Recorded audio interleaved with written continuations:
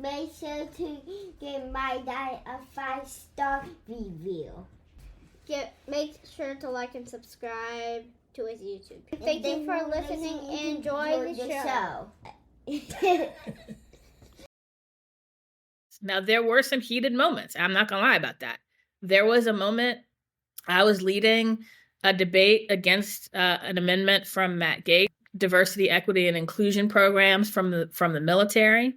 And it got heated between him and Stephen Horsford, the chair of the Congressional Black Caucus.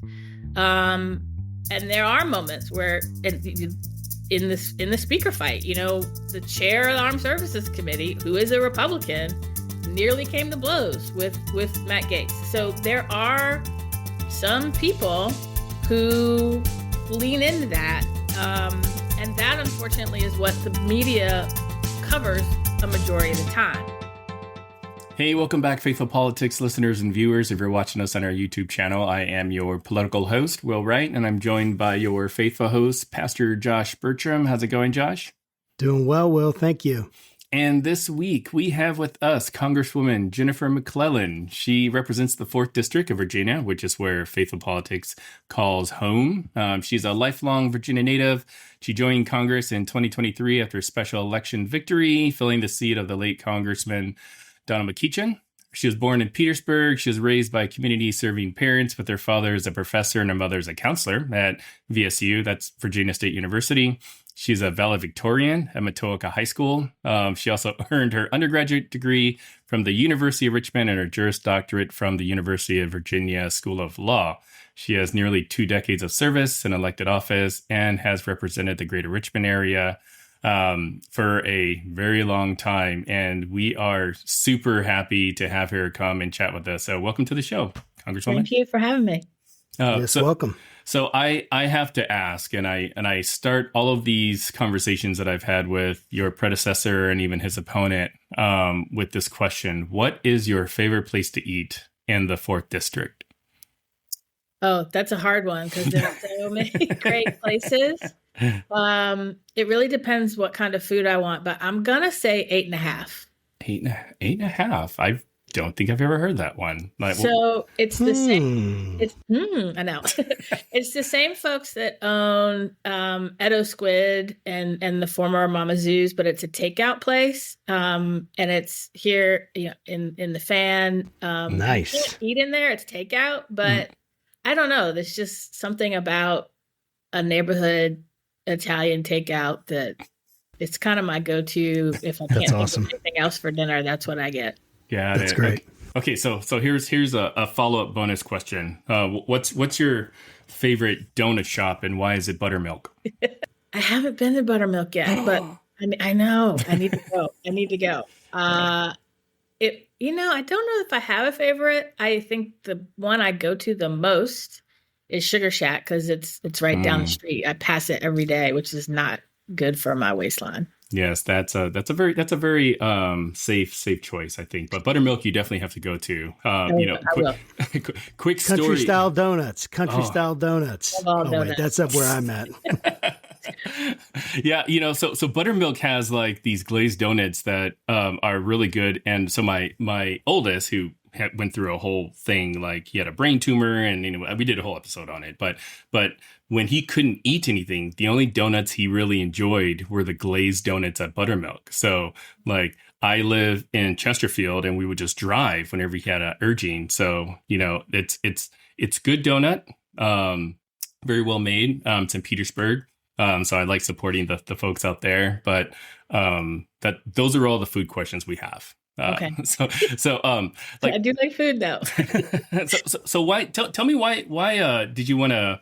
I don't know, be in politics? You've been in politics for a long time, first at the state level, and now you're at the national level. Like, what is it about politics that interests you? So helping people and solving problems. My parents were older. They grew up during the Depression. They lived through Jim Crow, and so they saw both the best of government through the New Deal and the worst of government. And listening to their stories, I'm a huge history nerd. So the more I learned about history, the more I realized that government can be a really powerful force for solving problems and helping people. So at 11, I decided I want to be a part of that, but I didn't know what that meant at 11. So I knew I was a Democrat. When I went to college, I joined the Young Democrats. I started volunteering on campaigns and thought my dream job was to be a lawyer to a congressional committee. But my entire life has sort of been, I think my path is A and it ends up being B. So didn't end up working in Congress as a lawyer, but eventually my delegate, Viola Baskerville, ran for lieutenant governor. And the more I thought about it, the more I was like, well, I want to be the one making the change and writing these laws rather than just electing other people to do it. So ran for the House of Delegates, and the rest is history. Yeah. And speaking of history, you made history when you won your seat. So you're the first Black Congresswoman to be elected to Congress from Virginia. So tell me about that. It's incredible. It blows my mind that in 2023, I'm the first, yeah. But it's a huge responsibility. Not only basically to make sure I'm not the last, and having read the history book and gotten interested in government because of a love of history, and not seeing very many people in those history books that looked like me to now be in the history book. I still kind of get goosebumps every time I think about it. And there are days I think I scare my staff because after we vote, I may not come right back. And they're like, are you okay? Are you lost? I'm like, no, I'm just kind of soaking in the fact that I work in the Capitol, that I'm here. So it's really amazing. That's so cool. So when you become a representative, what's the new hire process? Do they take you through all sorts of sensitivity training, like everyone else has to go through, and all these different, what is that? Do they show you this is the president, here's what a bill does? I mean, what's it like when you get there into Congress? So normally there is an orientation period. Normally you're elected in November, they come in December, and there's all kinds, everything from a tour to, drawing lots for offices I didn't get any of that because I came in a special. I was sworn in on March 7th. So my orientation was, here's your pen, here's your license plate, here's a bunch of paperwork to sign, here, for all your benefits, here's the rules, here's your ethics training. Good luck. Figure it out. There's this meme I saw yesterday where this guy, it said, me on my first day of my new job, and it had this dad as the management, and then this little girl, and it said me next to it, and he's running into a pool, and he just tosses her 10 feet in the air, and she flies over into the deep end. And it sounds like that was kind of your experience, huh? Yeah, basically. But I spent almost 18 years in the state legislature. So I kind of feel like I've graduated high school and gone to college and showed up after orientation. But there's so many people who have embraced me. I was adopted as part of the freshman class. So a lot of people have been helpful, but it wasn't too different from the state legislature. I mean, it's bigger, it's more people, the rules are a little bit different, but it was kind of like the difference between being in high school and being in college. That's interesting. So were there any surprises? For us non-Congress DC types that have never been up there, I'd imagine that we're shown one side of how Congress works, from the media to whatever.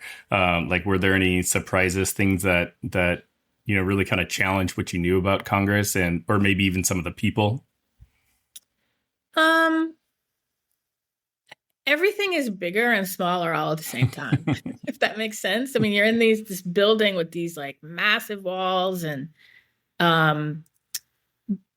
but this wasn't a surprise to me, but I think to a lot of people, look, we're just regular people who get up every day and try to figure stuff out.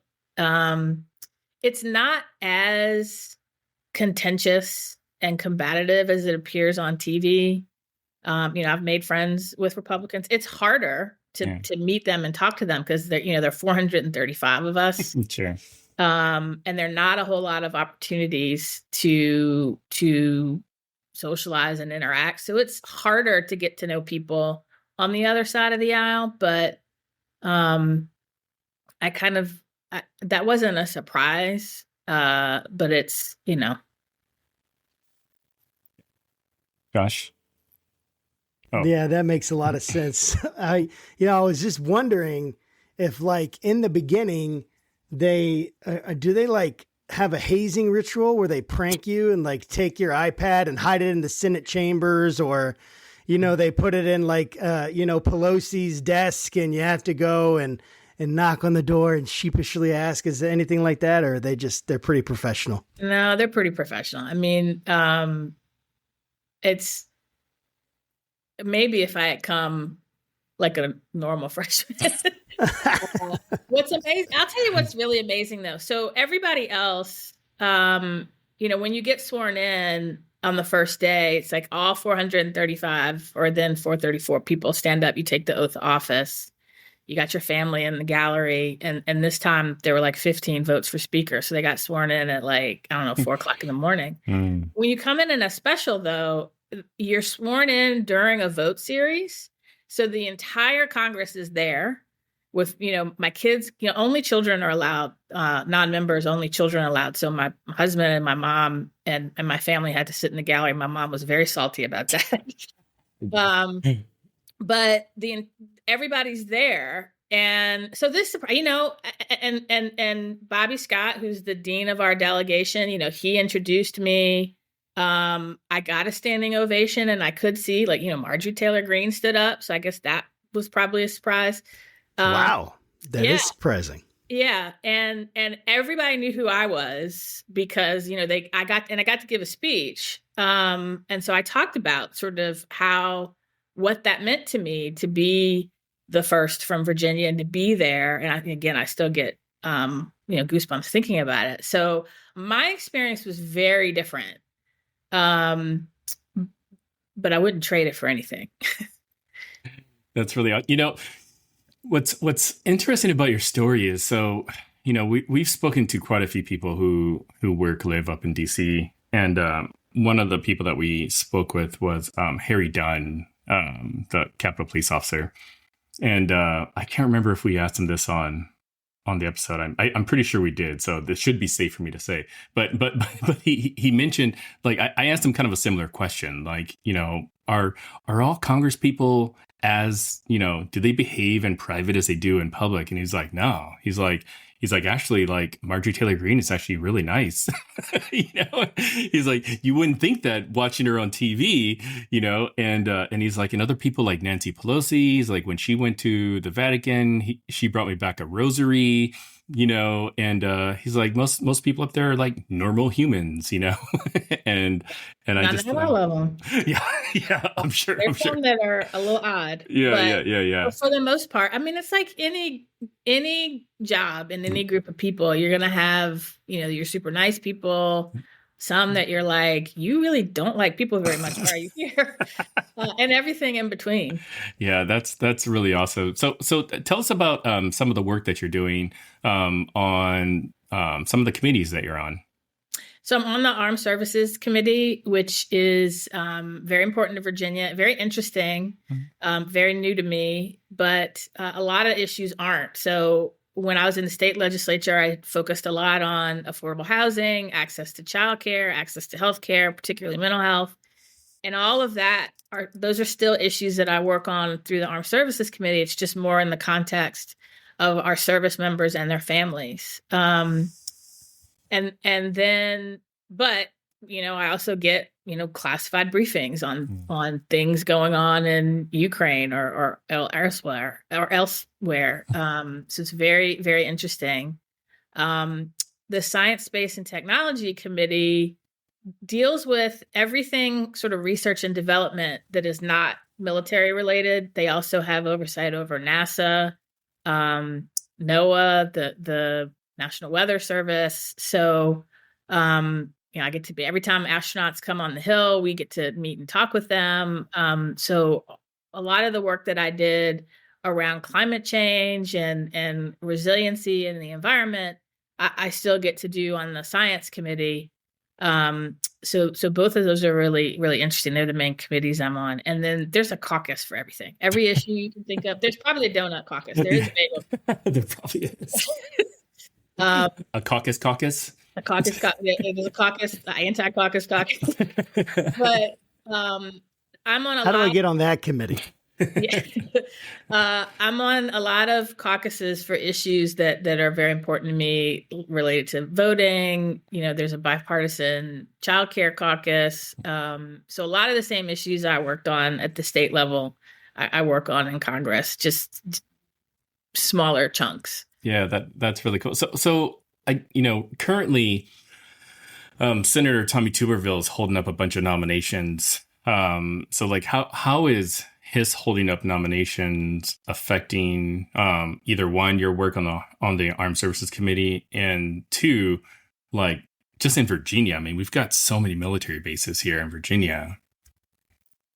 It's really frustrating because it leads to, look, our service members, including the leadership, they sacrifice a lot to serve this country, to keep us safe. And what he's doing is really putting a lot of uncertainty in their lives and their families' lives. And I mean, think about it. If you apply for a job, you get the job, and yet you're told, like, well, you don't really have the job because this one guy disagrees with a policy. For the first time ever, 3 branches of our services don't have a confirmed chief of staff. So you walk in the Pentagon where you see their pictures and 3 of them are vacant. And that's really disconcerting. But it also, it starts to affect morale. It starts to affect readiness because, again, if you don't know that you've got this job, it makes it really hard to plan. So it's frustrating. I joined several members of the Armed Services Committee in a letter sort of urging him to stop. We're hoping that the Senate will take action to bring those votes to the floor despite him. But it's really frustrating. It's like, look, part of the legislative process is majority rule. And if you have an opinion that the majority doesn't agree with, it's not really fair for you to hold up 3 branches of military just because you disagree with a policy that a majority agrees with. So it's just very frustrating to me. Yeah, I can see that. So as a Republican, I gotta ask, well, I'm not actually registered as a Republican, but I normally vote Republican anyway, whatever. That tomato, right? So we get this sense when we watch media that everyone, when they get there on the Congress floor, that they are like fighting each other and screaming at each other, and they're about to go in a brawl afterwards and meet in the streets or whatever it is.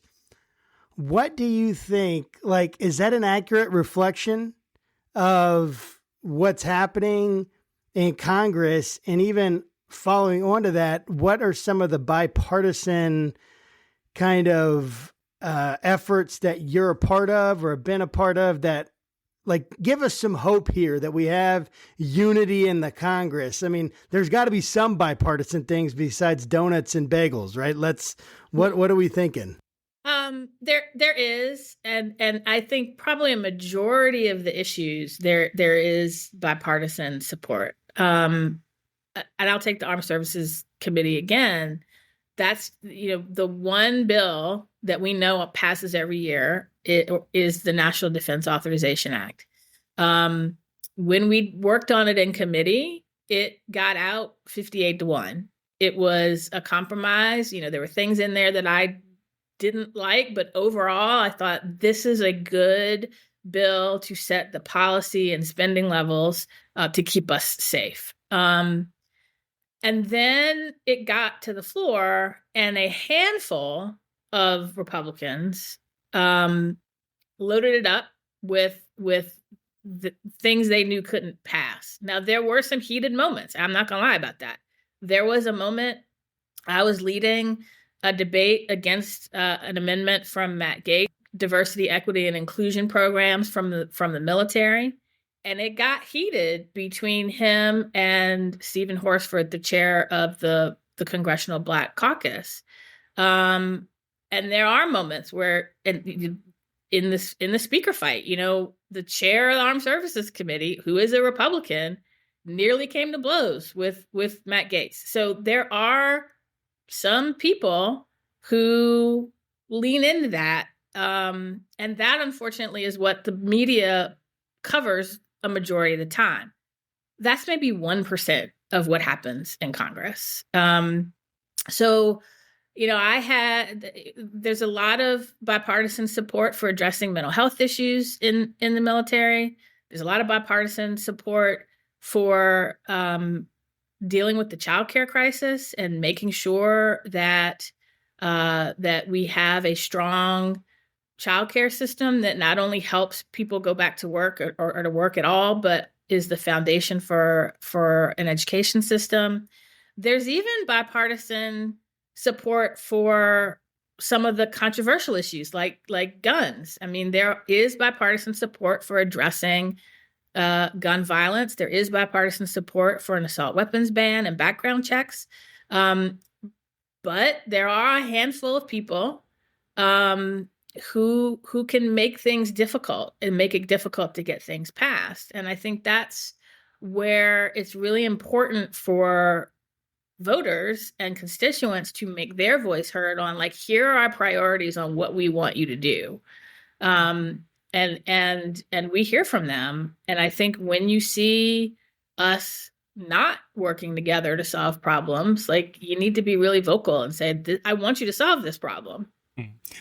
Speaking of constituents, like, how do you connect with constituents, or maybe how do constituents connect with you to express their opinions about, bills and what have you? Lots of ways. So, through my website and we get a lot of phone calls. We get a lot of phone calls. But if you go to my website, which is McClellan.house.gov, it tells you all the different ways to get in touch with me or my office, from phone to email to, we still get letters, believe it or not. And then on social media, I'm on Rep McClellan. And we even get some DMs through that. And I have a whole team of people that read and make sure that whatever correspondence we get, if it's about an issue or somebody needs help with a federal agency, we get it to the right person. So I do newsletters, email newsletters. I'll have my first town hall meeting in person, I think September 6th. In Henrico, right? Yes. Mm-hmm. And I like to go, when I'm not in the district as much as I used to be when I was in the state legislature. But when I'm here, I try to get out all across the district. I've been to almost every locality at least once. I'm going to make sure to get to all of them. There are 15 of them. I opened an office in Brunswick because I wanted to make sure the southern end of the district didn't have to come all the way to Richmond. And we do what we call mobile McClellans, where we have members of my staff who go to different places in the district, so that if people need help with an agency or want to get in touch with us, they can do that. So lots of different ways. Yeah. So like, when constituents reach out to you through all the various means that you just mentioned, you may not necessarily respond, but you do sort of take that information and based a lot of your voting off of that. Yeah, and we try to respond. We also, I forgot, we also do periodic surveys. I think we've got one coming out soon. But we try to respond to everybody, especially if it's email or mail. But it's a lot. I bet. It's a lot. But we do, yes, I get sometimes a summary. Every week, I get a weekly report that says, here are the top 5 issues that we heard from constituents on. And I get, hear the top 5 problems that people are having with federal agencies. So I do get all of that information, and we try to respond. But again, if we don't respond directly, it's volume more than anything else. Yeah. So speaking of bills, I believe when you guys come off of recess, there's like 12 different spending bills or something. So, I mean, Yeah. like, is the government going to shut down? I guess. Maybe. I am an eternal optimist. I am a glass half full person. I am a little worried. I am worried, but hopefully not. Hopefully, at a minimum, we'll be able to pass a continuing resolution. Again, those 12 folks I mentioned earlier, I call them the Chaos Caucus, but they're making noise. So, but we were able to avoid a default at the last minute. So I'm hopeful that we will avoid a government shutdown. Yeah, absolutely. The American people are like, hey, what's going on here? Why are you shutting down the whole government?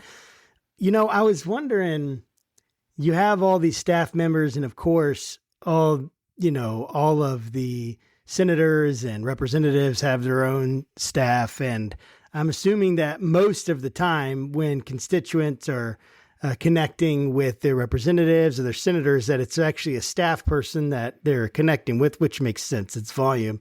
My question, though, is that how do you maintain a consistent message with all your staff, right? Because as a leader and as having experience, once you give this out to be, disseminated, it's kind of the cat's out of the bag, and someone could say something wrong or say the wrong, misrepresent what's going on. Or how is consistency maintained along staff? That's a great question. When we started, I had the benefit. I kept about 2/3 of Congressman McClellan's staff because they were, excellent, knew what they were doing, already doing a good job. And then I brought 2 that came with me from the Senate, and then we hired the rest. We started with a retreat where we sort of, as a team, said, what's the culture of our office going to be? What's the mission of our office going to be? Like, what are our priorities? What am I all about as a member? Because at the end of the day, it's my name on the door and on the ballot. And we, as a group, kind of came to a consensus about what that was. And I think that was very helpful in kind of blending the staff together and helping them learn my voice and my priorities and buy into that. I review a lot. I mean, a lot of the correspondence, especially on social media, I either write it or approve it. And I think that's another way that we make sure that at the end of the day, it's still my voice. And then we have weekly staff meetings where we just kind of make sure we're all on the same page. And I think any organization, that's the best way to do it. It's easier because we're smaller than, many employers are. But that's kind of how we make sure we stay on the same page. So like at your retreat, are you guys doing like trust falls and stuff like that? Like bonding, We didn't do a trust fall. That's a good idea, actually. I joke with them. So, a lot of them are younger than me. A lot of them are heavily reliant on technology. And I keep joking that as part of the retreat, I should make them do a scavenger hunt where I blindfold them, put them somewhere with just a map and some cash and say, all right, you get back. But I'm probably not going to do that. But that would be amazing. Yeah, I bet. I'll pair them up. Yeah, pair them up so they have to cooperate. But yeah, like a Thomas Brothers guy. What is this thing? Well, I'm Gen X, so it's like I get very tickled that somebody who's been to my house like 50 times still needs a GPS to get there. Yeah, that's great. So let's talk about the infrastructure bill. So it's this huge bill providing a lot of benefit for a lot of families around the country. How does it help Virginians? Oh, so many ways. I mean, just one way alone is closing the digital divide. I mean, with the BEAD program, which I forget exactly what it stands for, but the money going into finally closing the digital divide and making sure that every household across Virginia, particularly in the rural areas, are connected is huge. Is huge. And I mean, we have seen, infrastructure is not exciting, but it's critical. I mean, we've seen with the bridge that melted and kind of fell apart in Pennsylvania, all of the money that is going to upgrade our infrastructure and the jobs that comes with it, critically important for economic development, for, thriving communities. And combined between the infrastructure bill and the Inflation Reduction Act, which was the biggest investment in clean energy, which is transformative, is going to help with resiliency. It's going to help us meet our electricity demands in a way that will not continue to damage our environment, and begin to roll back our reliance on fossil fuels that are contributing to these extreme weather events that we're seeing. And in all along the way, creating jobs. So in my last newsletter, which if you go to my website, you can read, we highlighted, Virginia-specific ways that those two bills have helped, everything from the number of jobs, over 100,000 jobs, to specific investments and specific projects that have been game-changing. That's so cool. I voted for Trump in 2016. I didn't in 2020. People who have listened to the show know that. I've said it I don't know how many times, Will. Probably I don't know. Not enough. Thousands. Not enough for Will. I don't have the hatred of Trump that a lot of people do. I don't really, and a lot of people love him. My question is, with all this stuff happening, like Biden, this investigation into Hunter Biden's laptop, this indictment of our former president, and even the issues with our current president, and even legal issues that are coming out. What hope do Americans have of finding a leader in this next election that is truly going to represent the American people, as opposed to the extremes on either side of the right or left? That's a great question. And I think the first answer has to be, it depends on how much you participate. It depends on you. I mean, what I love about our form of government, it's not perfect, but it was designed as an experiment towards a more perfect union that involved we, the people. So what does that mean? A government by, of, and for the people means that government is going to reflect the perspective and the needs of the people who participate. So your vote is your power. Use it. And with that power, though, comes responsibility for you to look at these candidates to say, who has the best interest of our country at heart? Not who do I want to go have a beer with, not who do I like, but who has the best interest of our country and the common good at heart, and who is going to solve problems, and who is going to try to help people. And I think we've gotten away from that, and that politics has become more like a sport than this is what is going to help keep us together as a community, and solve problems and keep us safe. Now, I think we need to take part of that responsibility to not just sit on Twitter or watch our favorite news channel, but to get out of our comfort zone and talk to people we disagree with and try to understand where they're coming from, because everybody's political views is shaped by their life experience and what they know. But my life experience is very different from both of you. That's how I've been able to get things done and why I remain hopeful, because when we do that, we find we have more in common than we don't. We find where can we start from that common ground and move forward. We also learn where there is no common ground. And then it's just a matter of, who gets the majority vote. But what worries me is, and this has probably been true from the beginning of our country, but it seems to be more so now, the people who care more about power than the rule of law, there are a lot more of those people now. And I think we need to be very careful about those people and ask, why do they want that power? What are they going to do with that power? Are they going to use that power for the common good? Are they going to use that power to solve problems and help people and keep our country together? Or are they going to use that power? Are they going to first divide and conquer and have us fight each other to get that power and then use that power to further their own interests?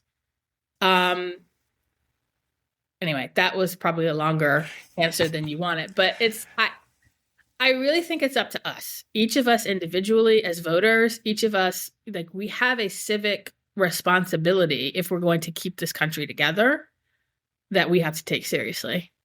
I really appreciate you saying that, and I think that probably one of my frustrations, and I say that kind of with a grain of salt, because like people have busy lives. They're out there trying to support for their family. They've got a job, so people just aren't as engaged with politics as much as I think they should be. And to your point earlier about, the news will kind of cover, like how the saying goes, if it bleeds, it leads kind of thing. There aren't a bunch of journalists lining up at the airports, writing about planes landing safely. And, it's funny, so Josh and I'm the political arm. He's the faithful arm. I was quizzing Josh right before we started recording about hey, do you know who your congressperson is? And he's like, well, I could look it up. I was like, oh, it's Whitman. and I don't hold that against him, nor do I hold it against any other Americans, because people are just busy. So how do you motivate people to want to go to the polls, to reelect you, to actually vote on not just national issues, but local issues, state issues that affect you in your district? By showing up, I talked about the responsibility of the voter. I have a responsibility as an elected official to show up, to listen, and to tell you what I'm doing, to listen to you. And I'll keep saying that, listen. I need to listen to, what do you need? What do you want?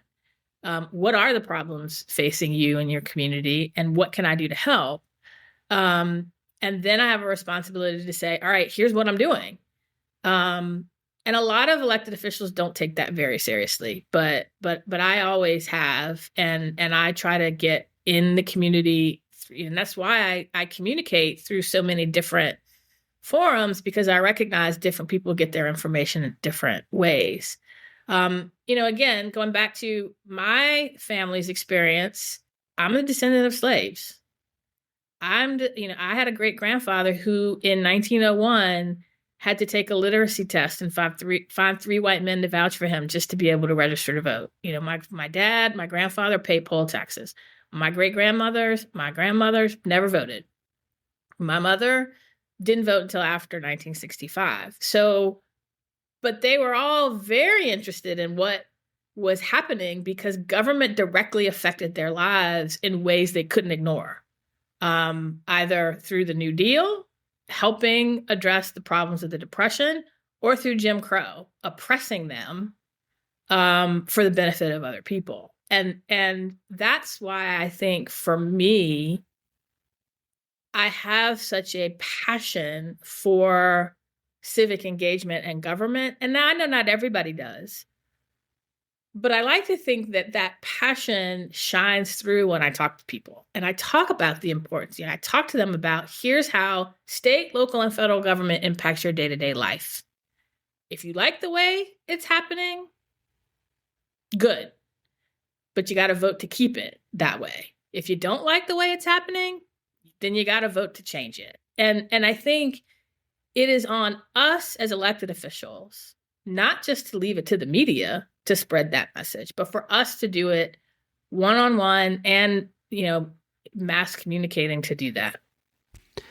So we had a lawyer on the show who was a constitutional law expert, and Eric Berger is his name. Really excellent. I think he's out of, where is it? Well, it's out of Nebraska, University of Nebraska, right out of there. So when he came on, we asked him, hey, what are you most concerned about? Like, what concerns you the most about the political topics and the hot button issues? And none of the hot button issues that I was thinking came up. He said, well, the biggest issue is gerrymandering. The biggest issue that we have right now is that on both sides, Democrat and Republican, they divide their districts up and they divide the states up into places where the person who is currently running, it's supposed to be in favor either of the Republican or the Democrat. And he says, when you do that, you essentially cater to extremes. You cater because now the middle has moved over further left in those districts and the middle has moved further right in the other districts merely by saying, I don't have to listen now to the minority because I have enough votes to stay in power. So my question is, if I'm a Republican in your district, which I'm not sure how often has voted Democratic, at least the last few, I'm assuming, and probably is heavily Democrat. So what are the Republicans in the 4th district, Petersburg? It's hard to feel like you can even make a difference if you feel like your vote is just going to be essentially thrown away and put in the trash, or the person that's your representative isn't going to listen to your opinion or isn't going to listen to your thoughts on really important issues to them. How does one, and how do you specifically, you can speak to that?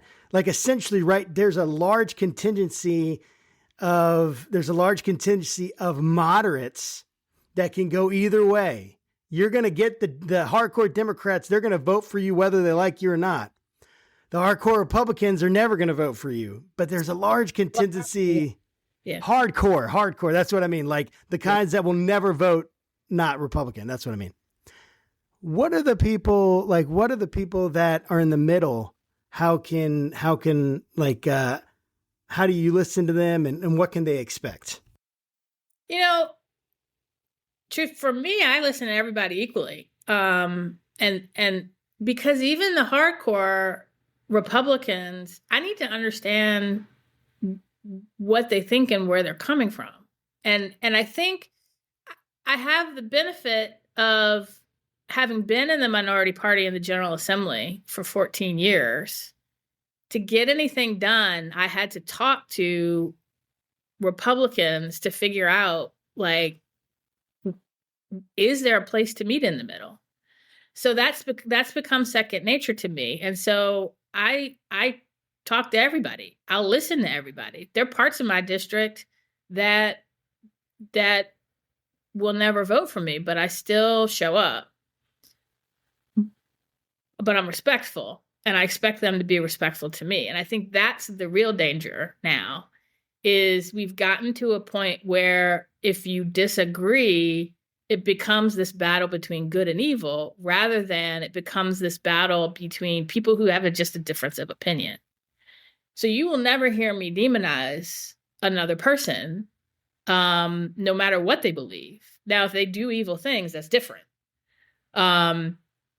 Shooting someone for having a flag that you disagree with, that's evil, but that's not a majority of the people. Now, what I've noticed over time, in any given election, about 20% of the people that vote identify as Republican, 20% identify as Democrat, and everybody in the middle is making the difference. And so I often just say, look, here's who I am. Here's what I believe. Here's why I believe it. If you agree with me, great. If you don't, let's try to figure out why. And I have had Republicans who have supported, who even said, like, I disagree with you more often than not, but I understand why you're doing what you do. And I believe that you have the best interest of our Commonwealth, our state, and our country at heart. They may not vote for me, but they respect me. And I think we've got to get back to, and let me lean into the faith bit a little bit. My dad was also a pastor, and a lot of my political views are shaped by my faith. And it's like, my faith teaches me, love thy neighbor. Not love thy neighbor that agrees with you, that looks like you, that votes like you, that a monolith. It's love thy neighbor. And and I'm a Christian, and Jesus spent a lot of time with people that the religious authorities of his day demonized because he found value in everybody. No doubt. And so that is the core of my political belief and just who I am as a person is everybody has value. And so I'm going to respect and show everyone the dignity that they deserve, but I'm also going to expect that they do the same. I'm glad that you brought up your faith, because currently there's this movement, a movement that I think has always been there, but has probably been brought to light in just the past couple years. And it's this Christian nationalism movement. And, so I'm a Christian. Josh is a Christian. At least I hope he is. He's a pastor. It saddens me when I see people that worship the same God that I do, in my opinion, like pervert it for like a political end. And I'd love just to kind of, get your thoughts on, on Christian nationalism kind of as a whole, and maybe, just how does that affect you just personally as a believer? So there are two ways to answer that. I think a lot of people need to actually read what the founding fathers said. Need to read the Constitution. Thomas Jefferson was more secular than a lot of people want to admit. And a big part of why this country was founded on the basis of religious freedom was because so many people were being persecuted for religion in Europe.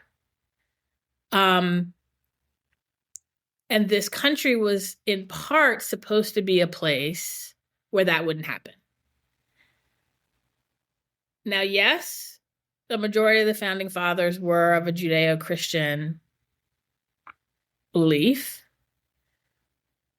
but that does not mean that that's the only path. And again, so I'll go back to what my dad would say. My dad fully believed that all people were God's creation and that religion is imperfect people trying to understand a perfect being. And we're not always going to get it right. But that God loves everybody, no matter what you call him, or even if you call him him. What's interesting, my dad had an uncle who was an atheist. And my sister sent him a Christmas card when she was 6 saying, Merry Christmas, even though I know you don't believe in Jesus. And he used that moment to write an open letter for an atheist magazine explaining why he was an atheist. And he was an atheist because of all of the things that have been done, horrible things that have been done in God's name. Now, that doesn't mean God doesn't exist.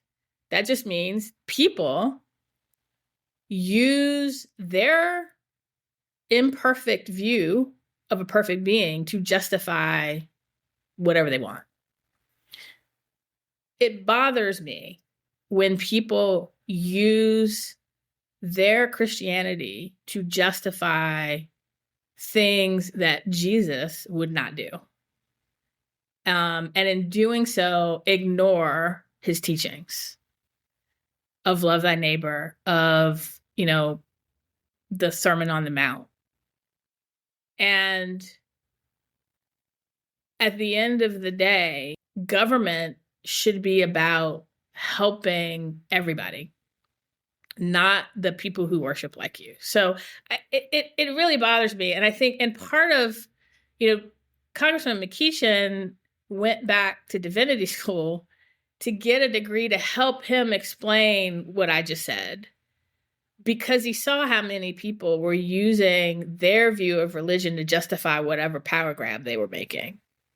Now, that's not to say that some people don't have very, legitimate beliefs that shape their policy views. But there are some who very cynically use their religion to justify things that don't quite jive with how I understand my faith. Yeah, that makes a lot of sense. Thank you for saying that. What do you think are the most pressing issues that the 4th District is currently facing, but even broaden that out, seeing that as a concentric circle moving into, Southern Virginia, the whole of Virginia, the East Coast? What do you imagine, even our country, the most pressing issues that you feel like maybe we're not even taking seriously? I would say overall, I was about to say the economy, but I'd say sort of how the economy impacts everybody day to day, because I think those are two different things. I think for the most part, no matter where you are, you want to know you have a job that's going to pay well and that you can feed your family, that your kids are going to get a good education, and that you're going to be safe. And that if you get sick, you'll get treatment and not go bankrupt. So that's true in my neighborhood, in my district, in Virginia, in the country, no matter where you are. And that shows up in polling. When I did a poll in the special election, the top issues for people were the economy, healthcare, and education. When I ran for governor in 2021 and did a statewide poll, it showed the top 3 issues were the economy, healthcare, and education. So I think those are the issues that are facing people. Now, that means different things to different people. It's very different in the barriers to those things are different in Brunswick versus Richmond versus Emporia. But basically everybody wants the same thing. Yeah. So my last question for you, how do you balance your work life, being a congressperson, but also a mom, school just started. Like I follow you on Twitter or X or Zitter, whatever you want to call it. Like I follow Twitter.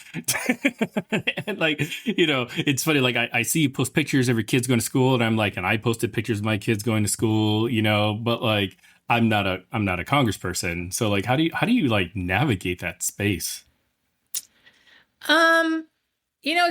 I did it backwards from a lot of women. I got elected and then got married and then had kids. So this world is kind of all they've ever known. So it's just like any other job. And to them, especially my kids, like at the end of the day, I'm just mommy and they don't care. I mean, they think it's cool that I've met the president and they've met the president, but at the end of the day, they're more worried about, can I go hang out with my friends? and they're, at the end of the day, they're going to be my greatest legacy, not what I do in Congress. So they've got to come first. My family has to come first. But they also are a big reason why I do what I do. I mean, I realized a long time ago that I'm fighting the same fights that my parents, my grandparents, and my great-grandparents fought. And I keep doing this work because I don't want them and their children to have to keep fighting it. And so that helps me balance, like, why am I doing this? I've got an excellent husband who, supports what I do and is a true partner in taking care of the family. Could not do this without him. So yeah, I think, and I've got an excellent staff. It helps going, I got 16 staff members who I can trust that you'll do this over here if I need to take care of this over here. Yeah, I could only imagine that, like, around the house, kids want to stay up late and they're like, let's just take a vote. Let's just vote to see if we can get away with this, and then like pull you to the carpet and be like, well, don't you believe in democracy, Mom? And they don't pull that kind of stuff on you. No, they don't. They don't. But they're funny. Hold on, I'm gonna get there. We really. Yes, thank you. I'm assuming you're running again. Yes. Okay, so maybe give us just a quick, 30-second pitch on why people should reelect you. People should reelect me because I have dedicated my career to helping you, solving your problems, and helping you. And I want to keep doing that. And this job is the best way that I've found to do it. I love it because I love helping you and serving you and want to keep doing it.